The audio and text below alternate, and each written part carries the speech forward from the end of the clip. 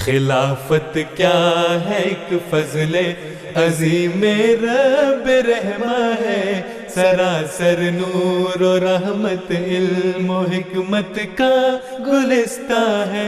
खिलाफत क्या है एक फजले अजीम रब रहमा है, सरासर नूर और रहमत इल्म। Following his continuous efforts of spreading the message of peace to world leaders and communities, Hazur made another historic address, this time in Los Angeles.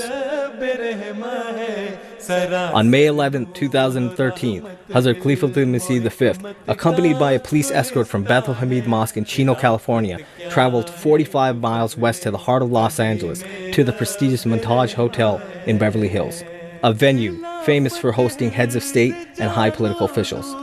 Upon arrival, Hazur addressed over a dozen diverse media outlets in a 30-minute press conference on a range of global issues.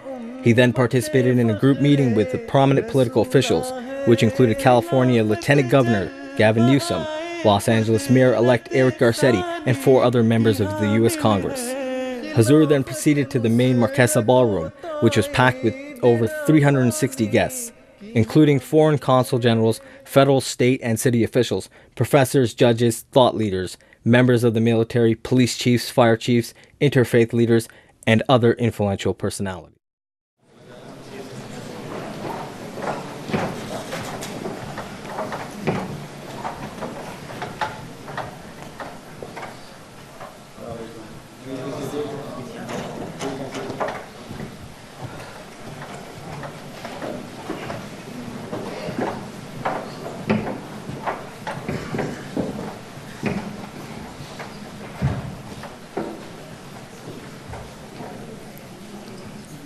Ladies and gentlemen, please be seated.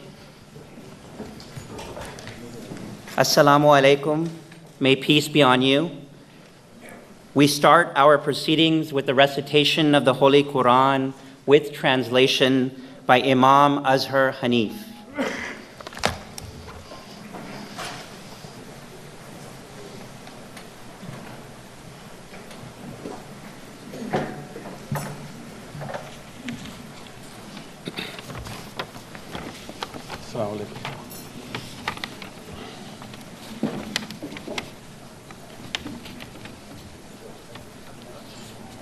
أعوذ بالله من الشيطان الرجيم.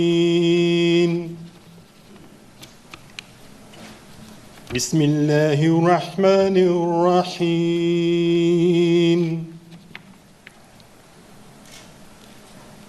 يا أيها الذين آمنوا كونوا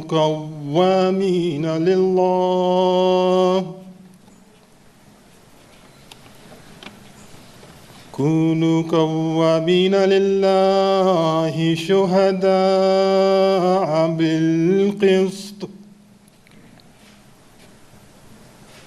ولا يجرمنكم شنآن قوم على ألا تعدلوا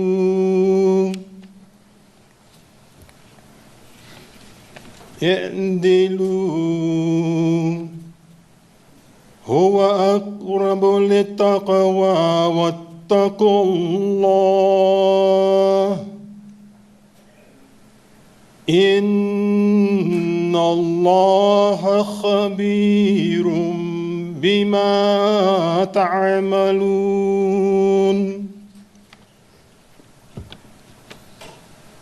وما أرسلناك إلا رحمة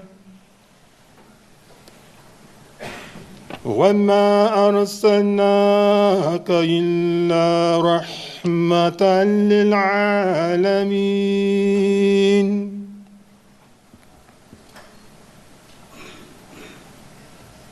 The verses of the Holy Quran, which I have just recited, are from chapter number 5, verse number 9, and chapter 21, verse number 108.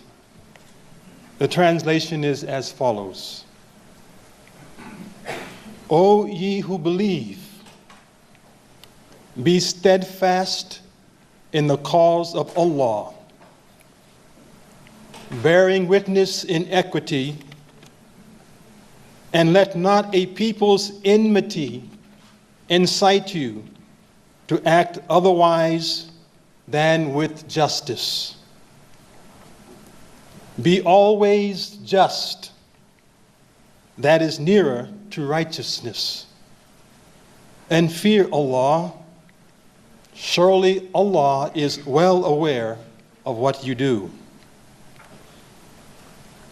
And we have not sent thee, O Prophet Muhammad, peace and blessings be upon him, but as a mercy for all peoples.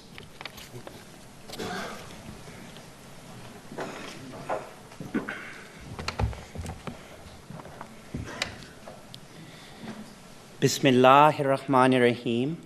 In the name of Allah, most gracious, ever merciful.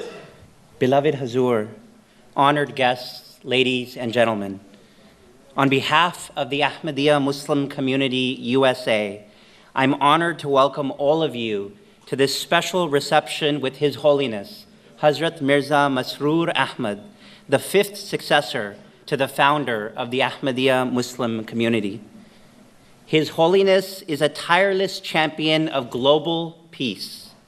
Last year, he made his first ever visit to Washington, D.C., where he gave a historic address at U.S. Capitol Hill on the subject of just relations between nations. His Holiness has recently corresponded with prominent world leaders in the Islamic world and the West, warning of the dire consequences of a nuclear war. His Holiness has also addressed the European Union Parliament in Brussels on overcoming the challenge of extremism. Today, our community has gathered to share His Holiness's wisdom to Southern California. We are honored to have among us a diverse array of leaders. Our guests today represent 19 countries, 32 cities, 27 universities, and 6 religious denominations. In this room today include members of the United States Congress, members of the California State Senate and Assembly, members of the Los Angeles City Council, mayors, police chiefs, fire chiefs, members of uniformed services, foreign consul generals, judges, interfaith leaders, NGO leaders, think tank leaders, professors, authors, and journalists. Indeed, the diversity of today's audience embodies the diversity of the great city of Los Angeles. Looking around the room, the message of the Ahmadiyya Muslim community is one that embraces all of humanity. Our community is perhaps the oldest active Muslim organization in the nation, having been established in 1920 and with the longest running American Muslim magazine, The Muslim Sunrise. Here on the West Coast, our community established a presence in the early 1970s and now has 4 Southern California chapters.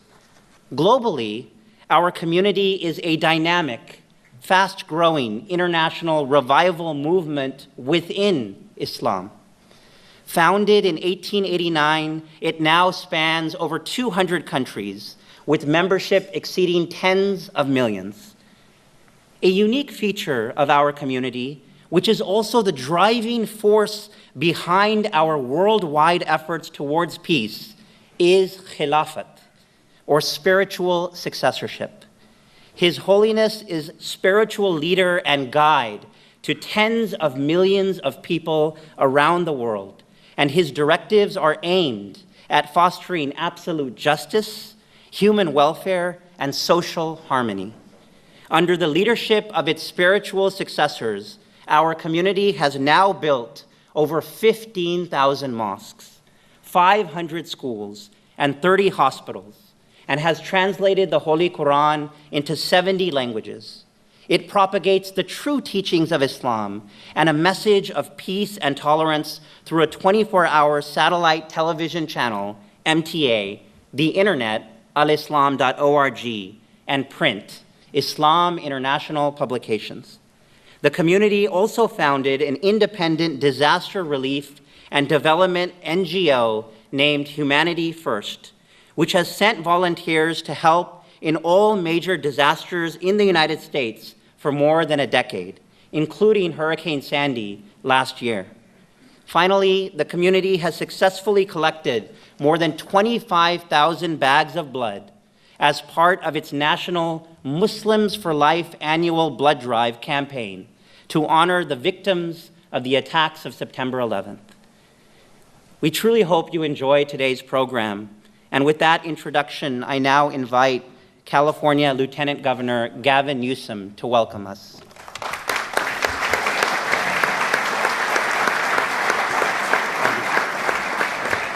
Well, thank you all. Thank you very much, Your Holiness, for taking the time to be here, and for all of you for taking the time to assemble here today on this special day. I think just reflecting on the world we're living in briefly, I think most of us would acknowledge that all around the world, nations and people have certainly been torn apart because of racial and religious and ethnic controversies that have fueled, in many cases, fanaticism and terror.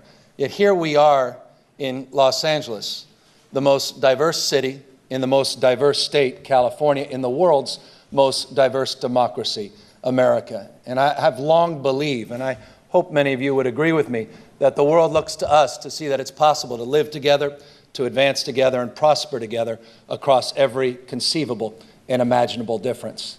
I mean, we're a state at our best of dreamers, a state, Your Holiness, of doers, a state of entrepreneurs, of innovators that have long prided ourselves on being on the leading and cutting edge of new ideas. But at the end of the day, and if there's nothing you take back, Your Holiness, than this is a state that doesn't tolerate its diversity. It truly celebrates its diversity, unites around the things that bind us together. I was reflecting when I had opportunity to learn more, Your Holiness, about your service, particularly about your contribution to the people of Ghana in the late 1970s and early 80s. And it reminded me of something remarkable that happened here in our great state a few years ago in Death Valley. You may even recall this. In the winter of 2004, there were 7 inches of rain that fell on Death Valley. A few months later, the spring of 2005, the entire valley was carpeted with flowers. And it was just a reminder that Death Valley wasn't dead, it was dormant. It was waiting for the seeds of possibility to be sown. And I think about, Your Holiness, the extraordinary work you did in Ghana, particularly in their agricultural commitment, bringing wheat to the people of Ghana. It had never been done in the history of that country. You sowed the seeds of possibility, and it's a reminder to all of us as we deal with the issue of ignorance and poverty and disease, as you have committed your life to, that when the right conditions come along, success is irreversible. It's inevitable. Success simply will find its way.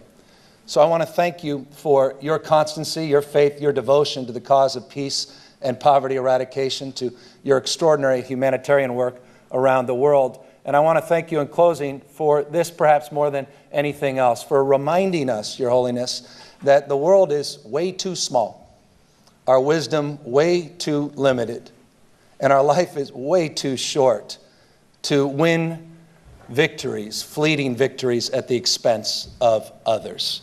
That our job is to triumph together. So I thank you, Your Holiness, for your time, and thank you for being here. And on behalf of the state, I wanted to present to you a small token of our appreciation on behalf of Governor Brown and to those statewide officials that are assembled here, and on behalf of all of us in California, recognize this day in your honor. Thank you, Your Holiness. Doctor?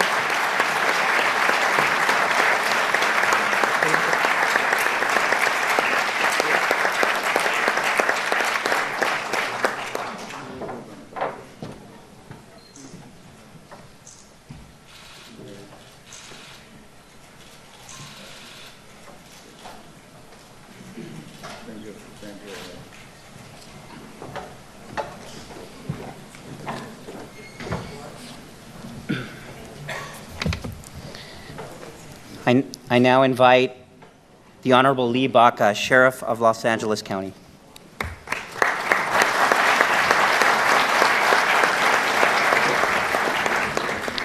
Thank you, and good afternoon, everyone. I am extremely grateful, Your Holiness, for the fact that you took time from your worldwide responsibilities to make a visit here in the great county and city of Los Angeles, where each and every one of us here now, the honorable elected officials, the consulates from various countries around the world, and men and women who have a keen interest from Los Angeles and San Bernardino counties, as well as the adjoining counties, north and south, east and west, with the exception of a few.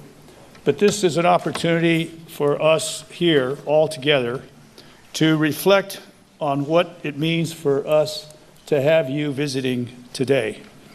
His Holiness, you are a spiritual leader of worldwide stature, the head of the Ahmadiyya Muslim Community, of which this is the first visit that you, Your Honor, have been able to make to Los Angeles. I'm very thankful for Dr. Asif Mahmood for all the work that he has done in teaching me about Pakistan. I have been there, as you know, 3 times, and as a result of those visits, I was able to understand what is meant by diplomacy in the work that you do. What is important about this trip is that it's no doubt that the United States, as a nation, cares about Pakistan. There's no doubt that everyone in this room cares about the significance of the religious societies that are within our great world. Therefore, to have someone as you come here and knowing that you've made a huge impact in all parts of the world, to the point where we are witnessing today that your presence can draw us all to you for the sake of wisdom and the circumstances that would lead to, as our Lieutenant Governor said in his speech, a greater and more peaceful and prosperous world. I am also thankful to Dr. Karim Ahmed, who many of us know, who was the force behind the energy and the wings beneath Dr. Mahmood's particular effort as well. And so therefore you have here in Los Angeles great friends who are the diaspora from Pakistan, who in turn have made themselves a force for good within the political structure as well as the social and business structure of Los Angeles County. What we believe is necessary is that 120 years ago, you represent a great reformer who's working in the East with the explanation and real true meaning of Islam. Mirza Ghulam Ahmed, who was the founder of the Ahmadiyya Muslims, could foresee the grave problems with wrong meanings of teachings of Islam and denounced the concept of violence and killings and came up with a strong argument for war with debates and arguments, not with guns, swords, and the bloodshed.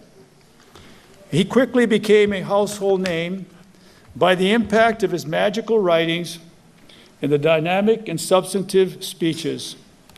His focus was, in fact, education in all forms. And you see that not long ago, the community has produced great legends in the form of first Muslim physics Nobel Prize winner, Dr. Abdul Salam, first ever Muslim president of the International Court of Justice, and the list goes on and on. So you do see successful people around you here who are impacting this society very positively. His Holiness, you provide leadership to the world in general and Muslims in particular, to guide them in the true principles of Islam, denouncing any forms of violence and terrorism, especially in the name of religion. You very clearly describe the duty of patriotism to the country of all Pakistanis who are in your particular influence. You have spent ample time in West Africa before being elected to be the Caliph and understand the issues that part of the world, in all parts of the world that you have been. You are the pioneer in growing wheat in the soil of Ghana, as mentioned by Lieutenant Governor. I myself do a lot of work to promote peace because, as we've spoken earlier, when Councilman Zine and I met you at Los Angeles Airport. As to the purpose of police diplomacy and how we can engage the dialogue within the structures of your particular points of peace and harmony among religions and cultures and races. And because of that, I owe a great debt of gratitude to the Pakistani American Society here in Los Angeles that has aggressively adopted America as their land to live. But their faith draws back to you, Your Holiness, and it's with your effort that I am so impressed with everyone here that understands the significance of you helping make the world a safer place. I will close with something that is on the vein of a spiritual thought, Your Holiness, and that is, if God were to ask, if one were to ask God regarding his wisdom, concerns, and purpose of the Muslim society, I have no doubt that God would say, you, Your Holiness, pleases him. Thank you so much for your great visit.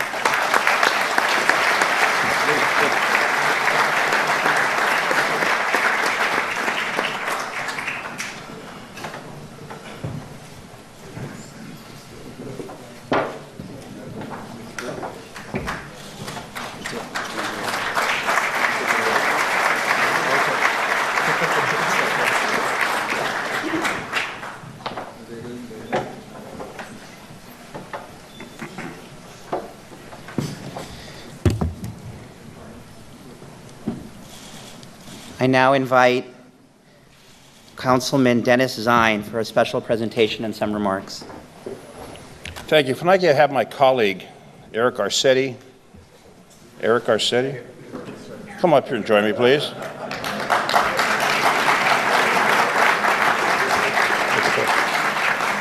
I had the honor last week to meet His Holiness at Los Angeles International Airport, and it was a warm greeting.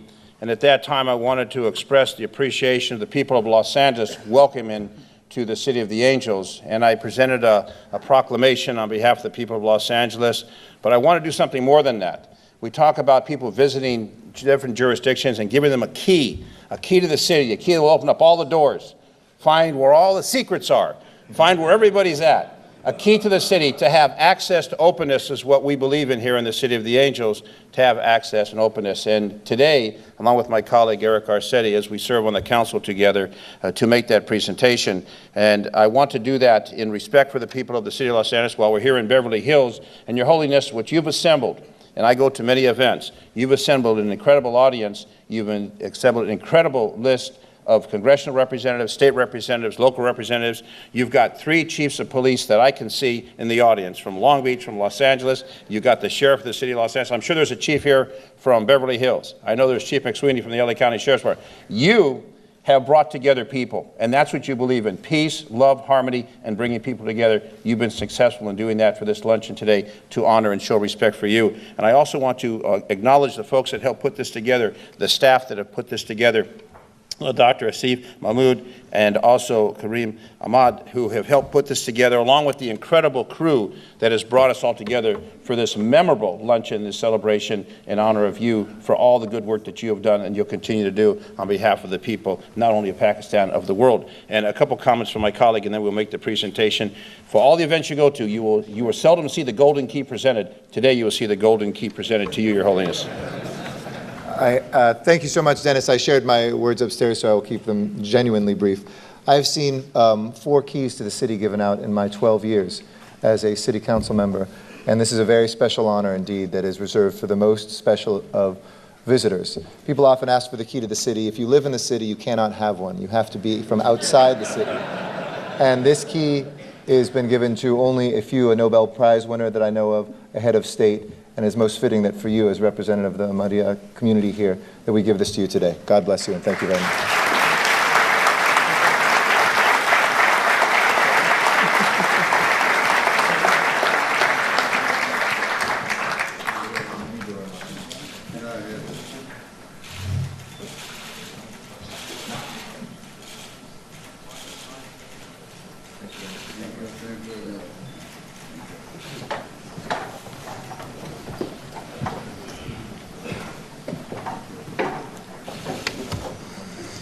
I now invite the Honorable U.S. Congresswoman Karen Bass to please share her remarks.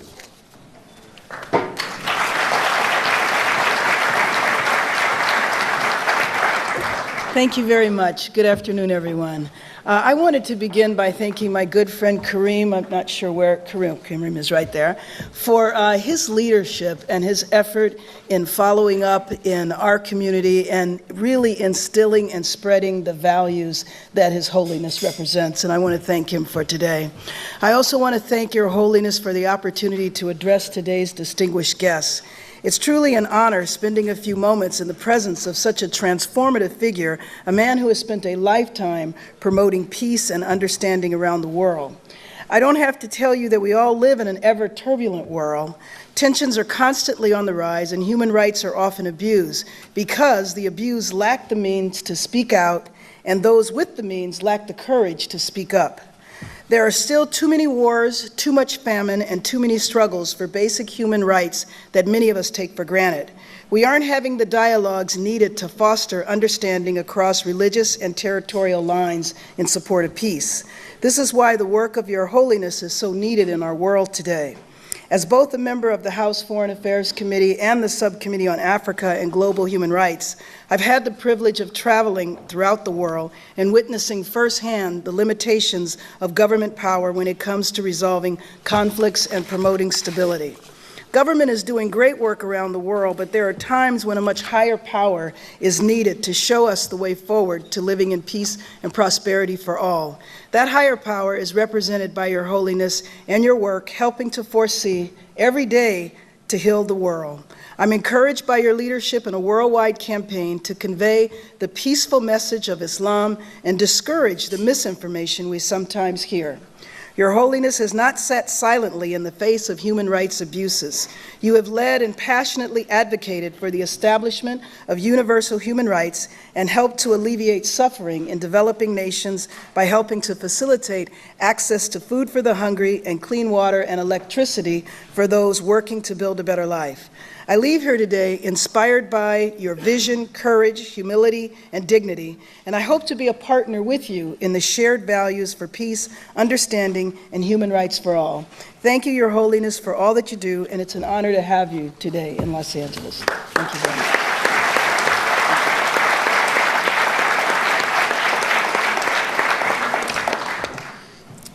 I now invite the Honorable U.S. Congresswoman Judy Chu.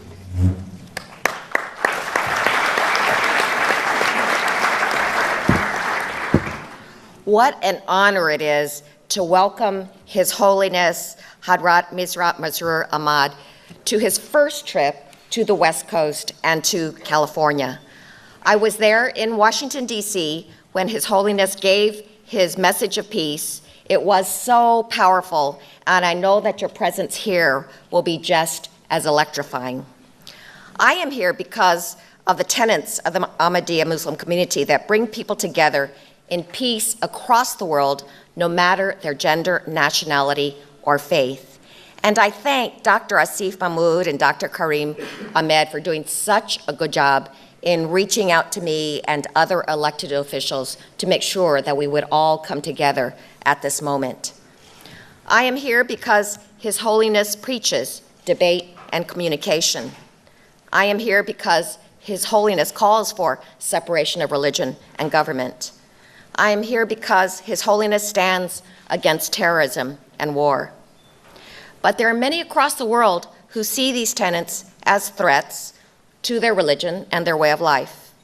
And as members of the Ahmadiyya Muslim community, you have been special targets of discrimination. You have had your graveyards vandalized, your voting rights taken away, and many of your brothers and your loved ones have paid the ultimate sacrifice because of your faith. So when His Holiness calls for peace, for love of all, hatred for none, His message rings true because you truly understand what peace and love cost. I hope you know that you are not in this alone. I am chair of the Congressional Asian Pacific American Caucus, which has 41 members of Congress. And we fight hard against intolerance and racial profiling and for an appreciation of all our cultures. I am so proud to stand beside you in peace and understanding and to welcome His Holiness to the great state of California. And I would like to present my certificate of congressional recognition to His Holiness for your wonderful presence and message.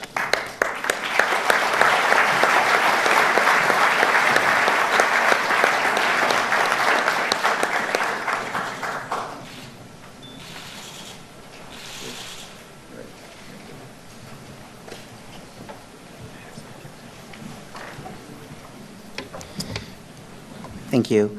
I now invite U.S. Congresswoman Julia Brownley to share her remarks.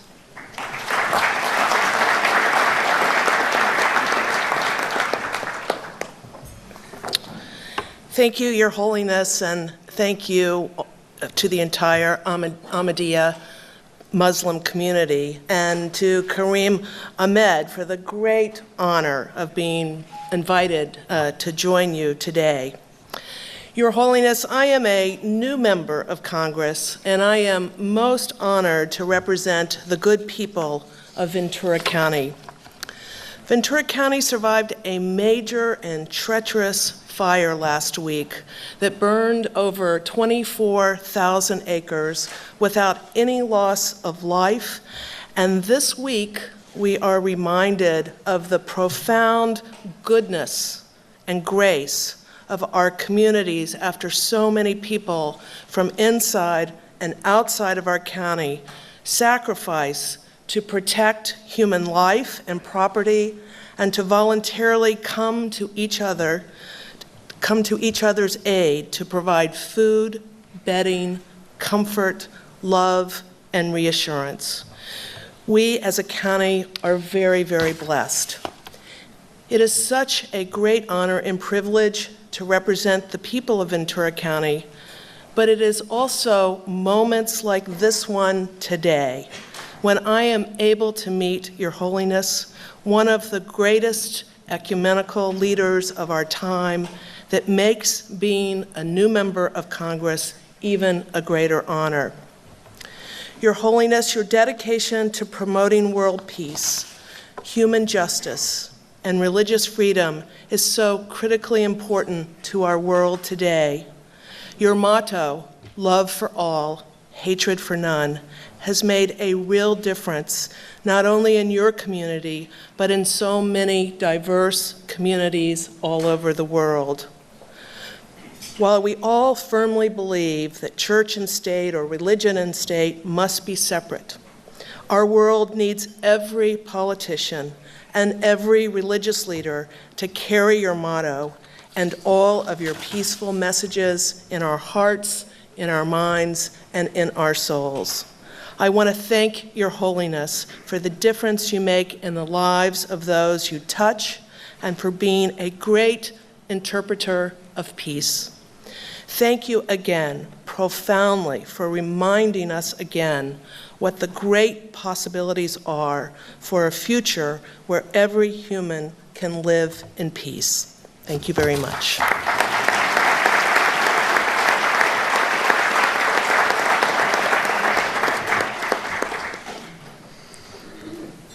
I now invite Matt Daubonnet from the Office of U.S. Congressman Brad Sherman for a special presentation.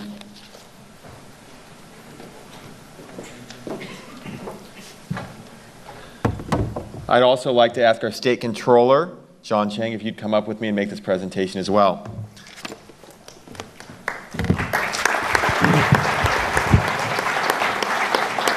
Before I turn over to our State Controller, let me say thank you to Dr. Asif Mahmood and Kareem Ahmad for having us here today and the whole community. Your Holiness, you graced us with your presence in Washington, D.C. last June. The Congressman was so grateful for your blessing, for you coming to the Capitol to address members of Congress on the work you're doing around the world to promote peace, to promote harmony, and promote cultures and religious groups working together to make a brighter future for all our children. So on behalf of Congressman Brad Sherman, who couldn't be here today, welcome to our city, Welcome to our community. We thank you for your blessings. And on behalf of Congressman Brad Sherman, I want to present a very special congressional resolution along with my great friend, State Controller John Chung, if you'd like to say a few words as well. His Holiness, in a world that has witnessed too much hatred and ugliness, you are a pure sign of hope and inspiration. The peace that you bring to us, may it be a symbol of the promise of the world's citizenry, and I am so honored and delighted to join you this afternoon.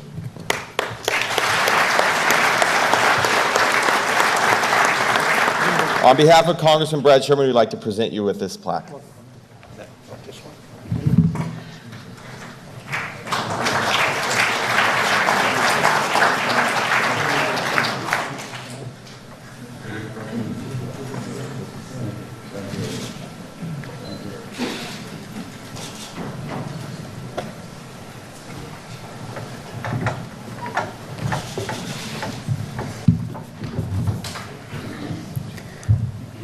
Thank you. I now invite Dr. Ahsanullah Zafar, the President of the Ahmadiyya Muslim Community USA, to introduce His Holiness.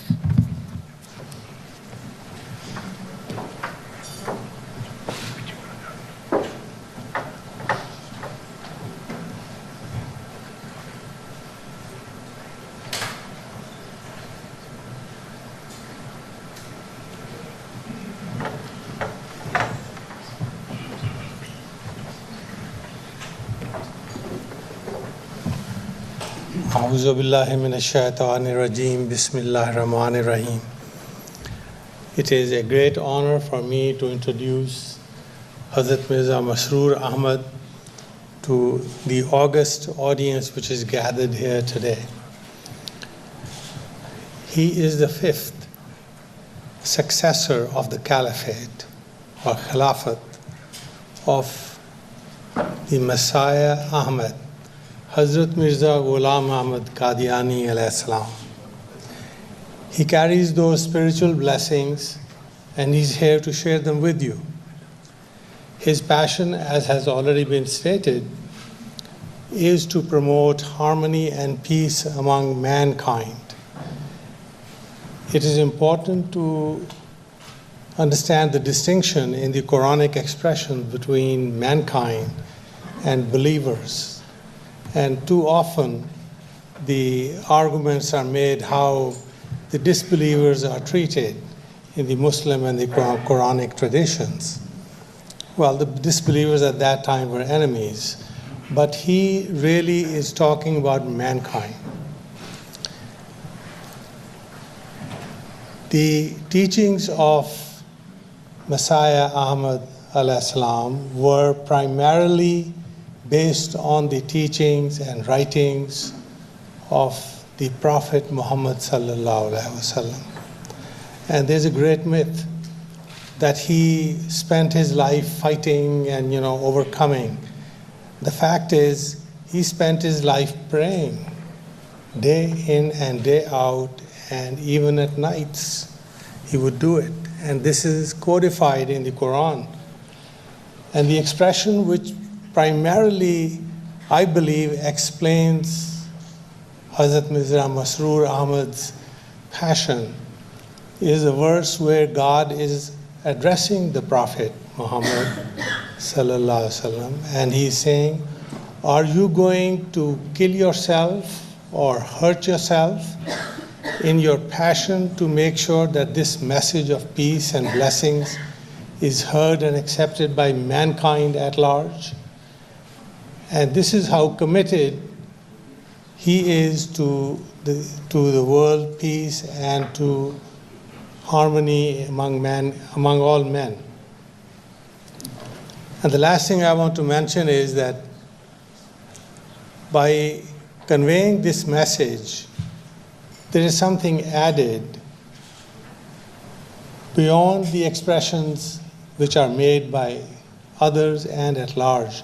And that is that there is a spirituality which goes with it. And the thing that this world needs more than anything else is that spiritual awakening which will help all the good things to happen. So with this, I will respectfully introduce Hazrat Mirza Masroor Ahmad Khalifatul Masih al-Khamis.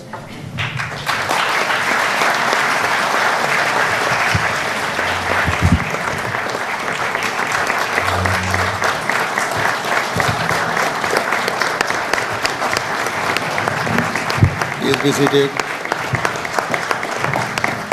Thank you very much. Please be seated.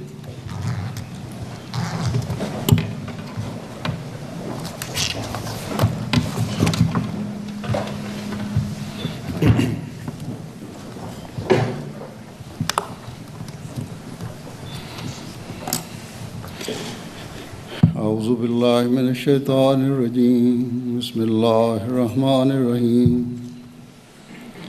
All distinguished guests, Assalamu alaikum wa rahmatullahi wa barakatuhu. Peace and blessing of Allah be upon you all. First of all, I would like to thank all of our guests who have accepted our invitation to this event and who by coming have enlightened the occasion.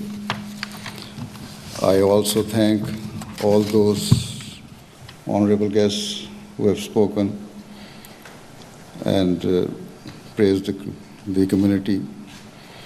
And I also thank all those who have shown gesture and given the gifts, and especially the key of this area.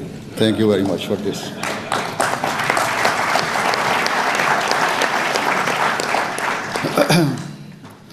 Your kind approach towards an Islamic religious organization is clearly demonstrated by your attendance and shows that you have a very tolerant attitude and a keen desire to learn about Islam. With these few words, I would like to turn towards an issue of great importance and of which there is an urgent need to deliberate and talk about in today's world. What I wish to discuss is something that has created Islamophobia in the Western and non-Muslim world. There can be no doubt that this state of fear and anxiety has been fueled by the acts of certain so-called Muslims or so-called Muslim groups. However, there is also no doubt that the acts of terrorism or extremism they perpetrate have nothing whatsoever to do with the true teachings of Islam. The very meaning of Islam is peace, security, and giving a guarantee of protection against all forms of harm and evil. Indeed, the Holy Quran declares that this is the teaching that every single prophet of God taught. Islam requires Muslims to abide by its teachings.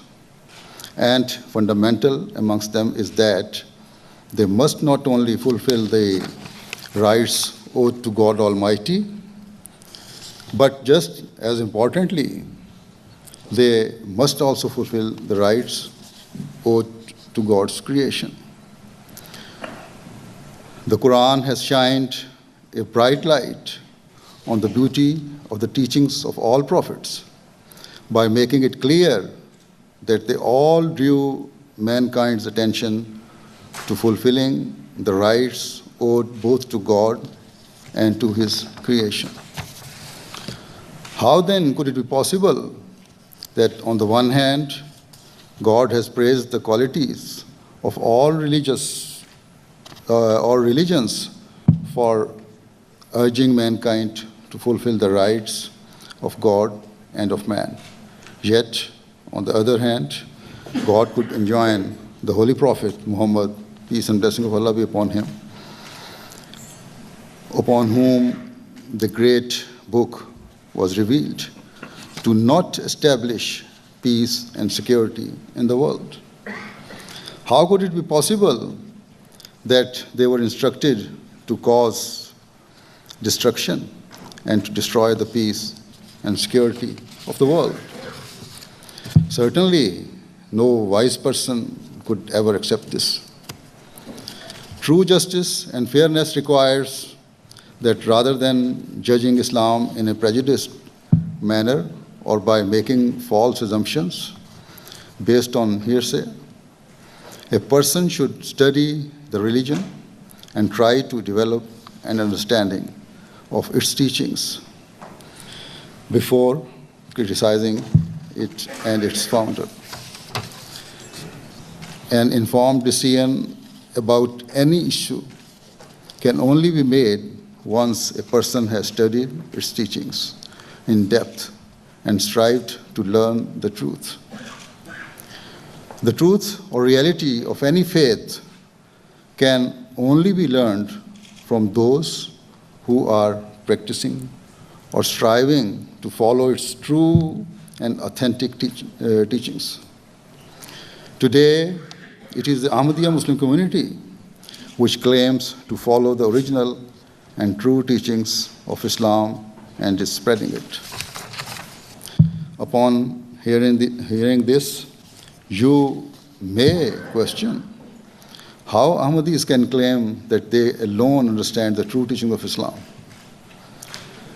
given that a large portion of Muslims and Islamic clergy do not even consider Ahmadis to be Muslim. To answer this question, firstly, and as I have already said, the Quran has clearly stated that Islam is a religion of peace and that has nothing to do with terrorism or extremism. And secondly, in a grand prophecy made by the Holy Prophet, Muhammad, peace and blessing of Allah be upon him, he said that as had happened with all previous religions, a time would come when the state of Muslims would become ruined and corrupted. The Muslim scholars would spread false doctrines and in ideologies, and there would be great division and conflict within the Muslim world. Whilst the Holy Quran would remain preserved in its original state, false commentaries and interpretations would be made which would lead Muslims away from its true teachings. According to the prophecy, when such a desperate state of affairs came to pass, God Almighty would send a person as the promised Messiah in Imam Mahdi to rejuvenate Islam. He would clarify the correct meanings of the Quran and would inform the world of the true Islam practiced by the Holy Prophet, peace and blessing of Allah be upon him, and his rightly guided successor 1,400 years ago. The promised Messiah would guide the world towards living together in love, peace, and harmony, and would foster a spirit of mutual understanding and reconciliation. The promised Messiah would do all of this in light of the shining example of the Holy Prophet Muhammad, peace and blessing of Allah be upon him, and the true teachings of the Quran. Furthermore, the promised Messiah would bring an end to all forms of religious warfare. We Ahmadi Muslims believe that the founder of the Ahmadiyya Muslim Jamaat, Hazrat Mirza Ghulam Ahmad of Qadian, is that promised person foretold by the Holy Prophet Muhammad, peace and blessing of Allah be upon him. We believe he came as a beacon of light to convey the true and luminous teachings of Islam to the entire world. With these words of introduction, I shall now briefly present some examples of the beautiful and peaceful characteristics of Islam. Before I give specific examples, I should mention that the person who followed the teachings of the Quran to the greatest extent possible was the Holy Prophet Muhammad, peace and blessing of Allah be upon him.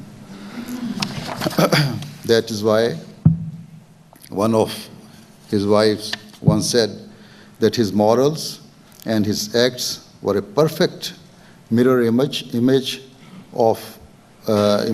reflection of the teachings of the Quran. Consequently, if a person studies the Quran, then the life and character of the Holy Prophet, peace and blessings of Allah upon him, will naturally become clear and apparent. In the limited time available, it is not possible for me to cover all aspects of the Quran. In fact, it is not possible for me to cover even one aspect of its teachings. Nonetheless, I shall try to briefly explain one part of Islamic teachings, which has sadly become very misunderstood in the modern world, and thus has caused a great deal of fear to develop in the non-Muslim world. I refer to the teachings of the Quran and the Holy Prophet, peace and blessing of Allah upon him, in relation to establishing peace in the world. The Quran forms its very first verse and chapter gives a message of peace. Its very first verse and chapter gives the message of peace. The first verse of the Quran reads, "All praise belongs to Allah, Lord of all the worlds."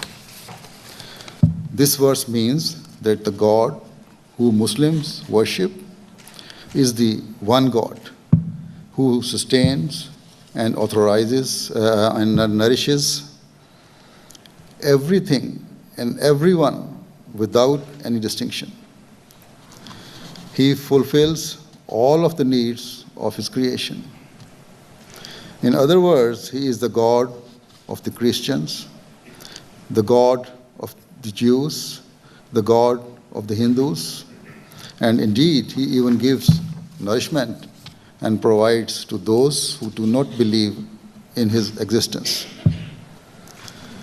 Whenever I reflect upon this particular point, I realize that I believe in that one God who is the Lord of all nations, all races, and all religions. And so it becomes impossible that I could ever develop any hatred in my heart for any nation, any race, or any religion. In this context, I would like to say that my sympathies and prayers are with the victims of the recent Boston attack. We fully condemn that attack as well. A Muslim has been commanded by God Almighty to pray 5 times a day and to recite the opening chapter of the Quran in each unit of prayer. And so, at the very least, a Muslim must repeat the prayer that his Lord is the Lord of all of the worlds at least 32 times each and every day. The entire world is God's creation, and he loves his creation dearly. Thus, the reason we praise the Lord of all the worlds and repeat this prayer so many times each day is so that we realize and accept the beauty of all people and all nations, because they are all part of God's creation. When the beauty and merit of something is accepted, then it is impossible to bear hatred or malice towards it. Rather, love and compassion shine forth. If this point is understood, then the question cannot even arise in the heart of a true Muslim that he should bear enmity, ill will, or hatred towards any of God's creation. This is why the Holy Prophet, peace and blessing of Allah be upon him, who had the greatest insight and understanding of God's word, used to recite the words, "All praise belongs to Allah, Lord of all the worlds," not just in his obligatory prayers, but also in the countless voluntary prayers he used to offer. More than anyone else, his heart was consumed by love for all and was entirely free from any form of hatred or spite. The Holy Prophet, peace and blessing of Allah be upon him, had love for all of God's creation, but most particularly for mankind, because humans have been deemed to be the best of God's creation. Human beings have been given wisdom to differentiate between right and wrong. And so there is reward for goodness and punishment for wrongdoing. Due to the infinite love God instilled in the heart of the Holy Prophet, peace and blessing of Allah be upon him, for all people, he used to feel great anguish and despair for the state of mankind. He was constantly overwhelmed by a concern that due to wrongdoing, a large number of people were at grave risk of incurring the wrath of God and his chastisement. The Holy Prophet, peace and blessing of Allah be upon him, used to spend night upon night beseeching his Lord and praying that those who had forgotten God become guided to the right path. He used to feel this burden with such intensity that Allah, the Almighty, has said in the Quran that the Holy Prophet would grieve himself to death due to his anguish for mankind. The Holy Prophet, peace and blessing of Allah be upon him, was held captive and enslaved in his heartfelt distress and desire to save the people of the world from destruction. And so it is a cause of great injustice that many people today try to stain his blessed character by saying that, God forbid, he brought teachings of cruelty, oppression, and injustice. Today, when we, the Ahmadiyya Muslim Jamaat, raise the slogan of love for all and hatred for none as a means to establish global peace, we do so directly in fulfillment of the teachings of the Holy Quran and the practice of the Holy Prophet, peace and blessing of Allah be upon him. The Holy Prophet, peace and blessing of Allah be upon him, was so consumed by his desire to serve humanity and to fulfill the rights of mankind that throughout his life he stood ever ready for this cause. Even after becoming a prophet of God, which was a huge responsibility and the greatest task imaginable, he said that if any person, whether Muslim or non-Muslim, called him at any time for the mission of serving humanity, then he would most certainly join them in their effort to serve mankind.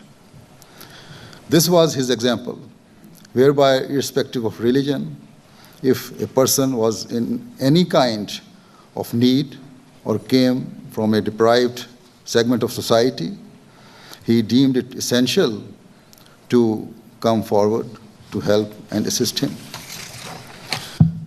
Despite his great status as Islam's founder and a prophet of God, he deemed it of utmost importance to work towards this pious objective with non-Muslims. The question may well arise in some people's mind that if the Holy Prophet, peace and blessing of Allah be upon him, was filled with so much love for humanity, then why is his name associated with warfare?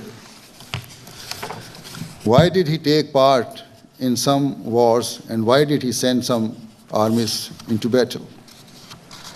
To answer this question, we must assess whether an entirely pacifistic attitude whereby war is war in all circumstances is wrong, is a correct doctrine? Or alternatively, whether in extreme circumstances, fighting may be permitted? And if in certain circumstances it is permissible, then what are the required conditions and to what extent is war allowed? What does Islam teach us about this? As I explained earlier, when a Muslim praises the Lord of all the worlds, the beauty of God's creation comes before him, and he is compelled to praise and be attracted to it.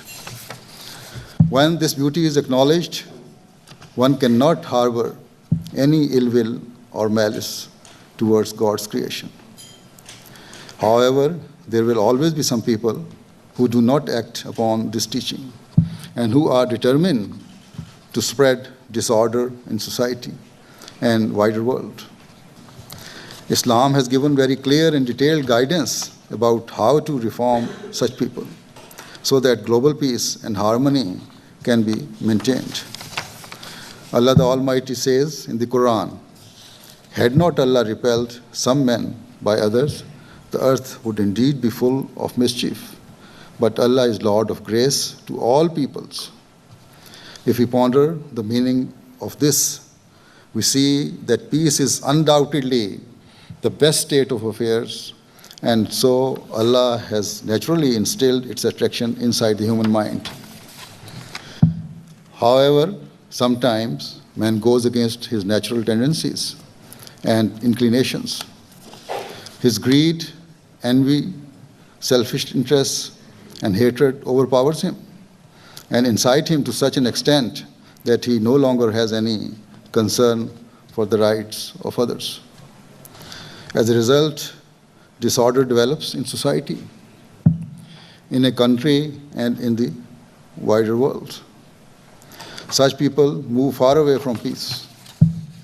It becomes their objective to suppress and violate the freedoms that society holds dear. They attack basic human rights, such as freedom of conscience and freedom of thought, by using force and severity. Indeed, such people also target religious freedom and seek to suppress it. It was when such subjugating circumstances arose that Allah granted permission to the early Muslims to respond to force with force. This permission was granted only as a means to stop disorder, to stop cruelty, and establish peace and harmony. Allah has said in the Quran that He bestows His grace and blessings on all of the worlds.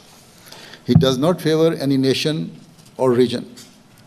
He does not desire peace for just a limited few. Rather, He wants to see the entire world filled with peace, harmony, and compassion. In the sight of Allah, all of His creation is equal and the same. If God has enabled someone to become wealthy, then that person does not have the right to deprive a poor person of his rights.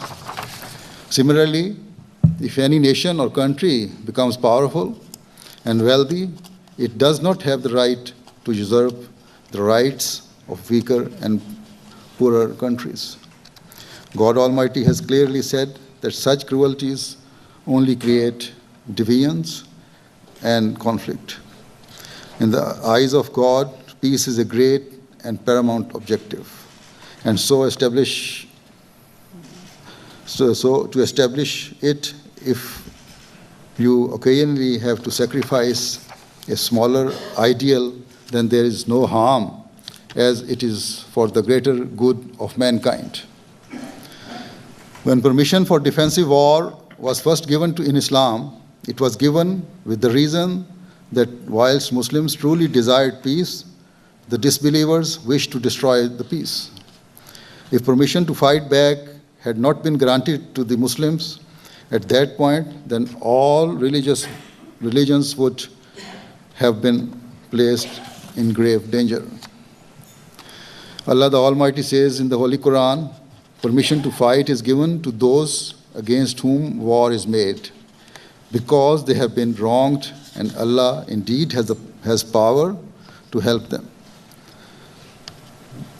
Those who have been driven out from their homes unjustly only because they said, "Our Lord is Allah," and if Allah did not repel some people by means of others, there would surely have been pulled down cloisters and churches and synagogues and mosques wherein the name of Allah is oft commemorated.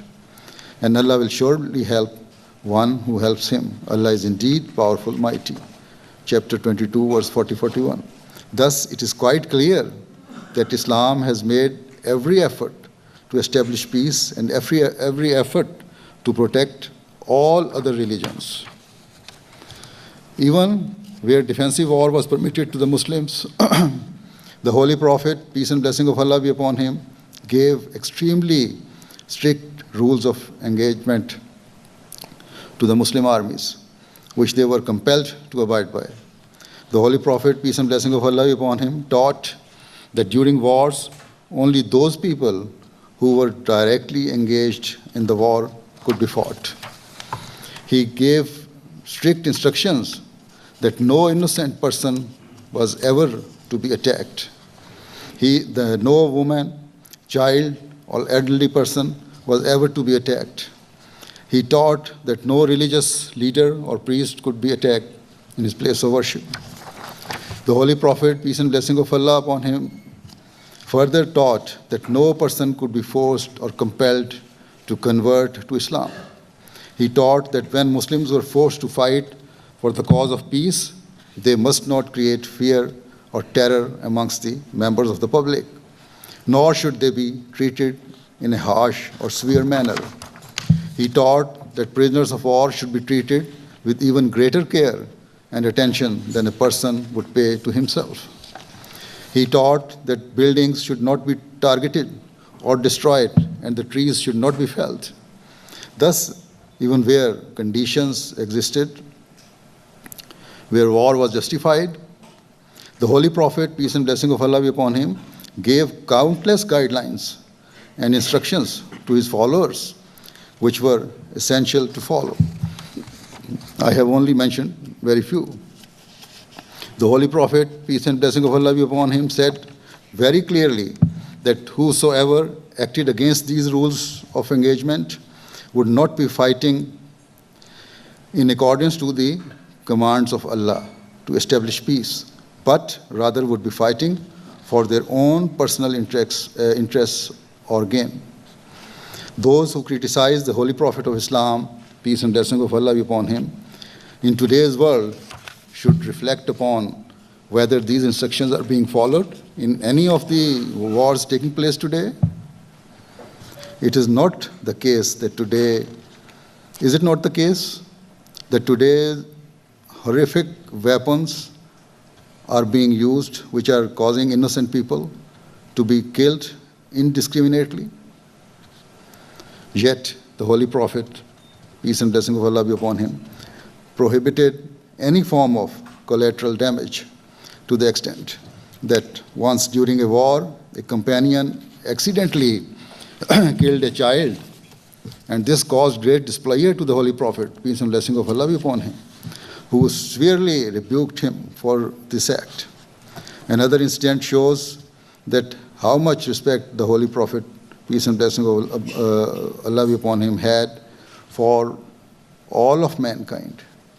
Once a funeral procession passed by, and as a mark of respect, he immediately stood up.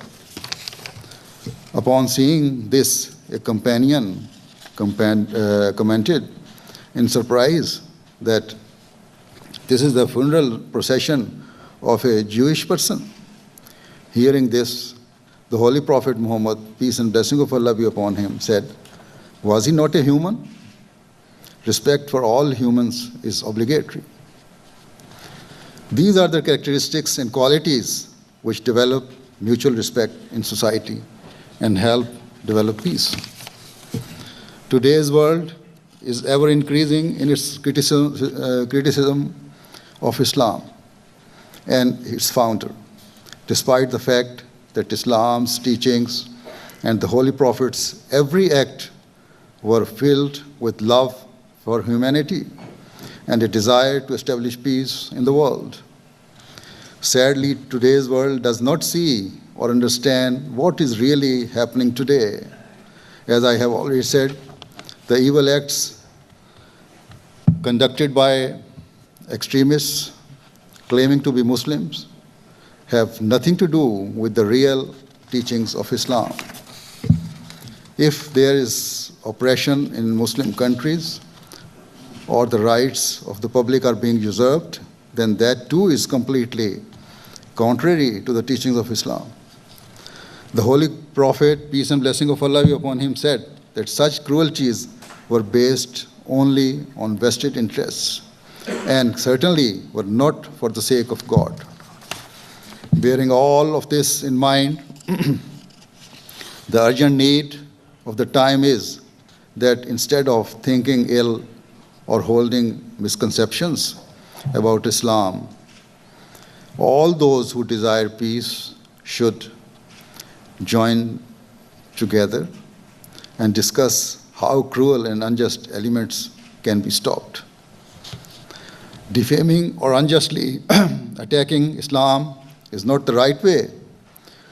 Leaving aside certain Muslim countries and groups, there are also non-Muslims who are conducting acts through which innocent people, women, and children are losing their lives on the basis of establishing peace. The direction the world is moving in suggests that the dark shadow of war is being cast over a very large part of the globe. If war breaks out, then countless innocent women, children, and elderly people will all die. The destruction will be greater than was witnessed in the previous 2 world wars. And I say this knowing full well that during the Second World War, tens of millions of people lost their lives.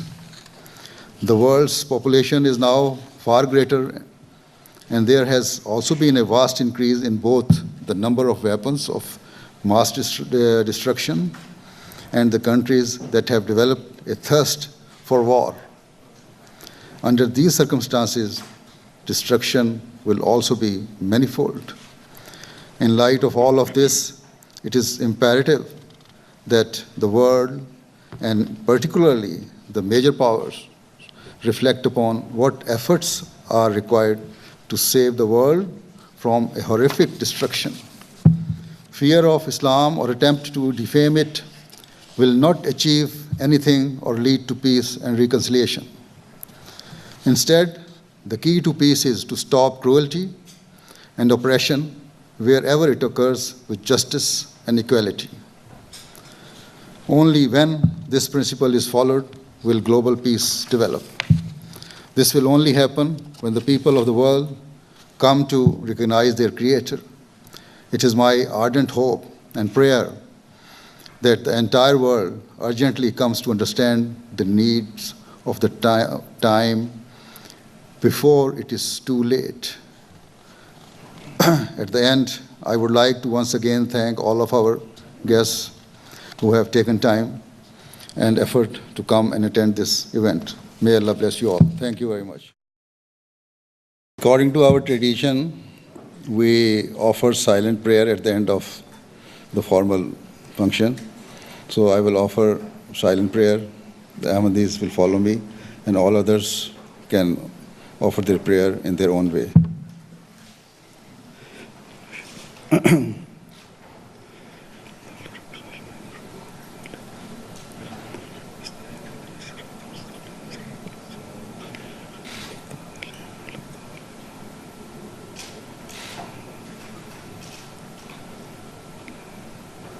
Ameen.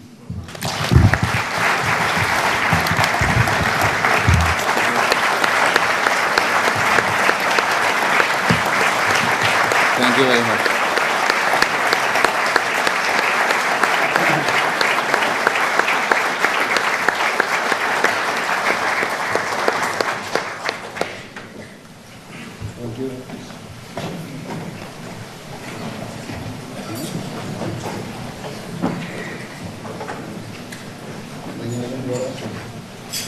Ladies and gentlemen, as you're enjoying your lunch, I would like to announce that His Holiness will be available after lunch to meet with guests on my left. After you've completed your lunch, you can proceed to my left, and His Holiness will be able to meet a few guests for a short period of time. I also wanted to take this opportunity to acknowledge several guests who are in the audience. U.S. Congressman Dana Rohrabacher from the 48th District, and U.S. Congresswoman Gloria Negrete-McLeod from the 35th District are both in attendance. We also have several California Assembly members, Anthony Rendon and Ed Chow and Adrian Nazarian. And we have from the California State Senate, Kern Price. We have several professors who are in attendance, over 40, and several deans of universities, which include the Dean of UCLA Law School, Rachel Moran, and the Dean of USC School of Cinematic Studies, Elizabeth Bailey. We have several NGOs, development, interfaith, legal, human, and civil rights. And finally, we have many consulates in attendance from Indonesia, Guinea, Sri Lanka, Peru, Botswana, Burkina Faso, Egypt, Philippines, Switzerland, and Belgium. And as I mentioned, we have many members of the law enforcement here, particularly wanted to acknowledge the San Bernardino County Sheriff, Jim McDonald, as well, in addition to the Chiefs of Police in Pasadena and Long Beach. Thank you very much.